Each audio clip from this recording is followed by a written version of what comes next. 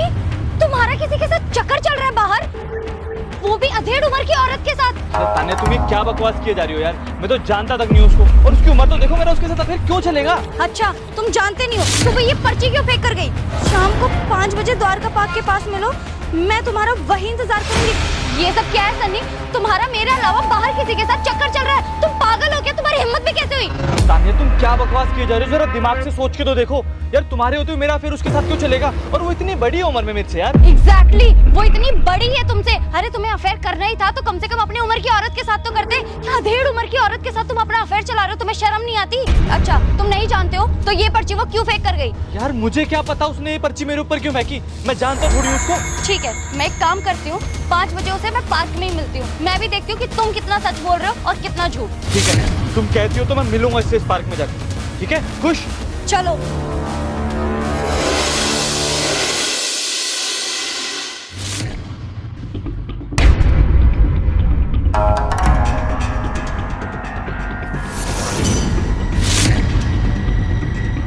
माँ आप यहाँ? विशाल बेटा, मुझे तेरी बहुत याद आती है बेटा, मैं तेरे बगैर नहीं रह सकती। इसका मतलब वो पर्ची आपने फेंकी थी? आपको मुझसे मिलना था तो मुझे बता देती, मैं वृद्धाश्रम आ जाता। आपको ये सब करने की जरूरत क्यों पड़ी? बेटा मैं क्या करूं, ये करने के लिए मैं मजबूर थी। मैंने बहुत बार तेरे नंबर पे कॉल किया, पर बहू हमेशा फोन उठाकर यही कहती है कि ये रॉन्ग नंबर है, या कभी ये कह देती है कि यहाँ पे कोई आपका बेटा नहीं रहता। मैं क्या करूं बेटा, मैं मजबूर हूँ। अरे यार, ये बुद्धि का कॉल फिर आ गया। हेलो।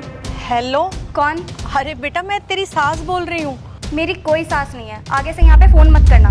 बेटा तू ऐसे क्यों कर रही है, मैंने तेरा क्या बिगाड़ा है? अब कोई बात नहीं, अगर तुझे बात नहीं करनी है तो मत कर। एक बार बस मेरे बेटे से मेरी बात करवा दे, मुझे उससे बात करनी है। तुम्हारा यहाँ पे कोई बेटा बेटा नहीं है। आइंदा फोन किया ना तो पुलिस में तुम्हारी कंप्लेन कर दूंगी, और तुम्हारा नंबर तो मैं अभी ब्लॉक करती हूँ। बहू, बहू।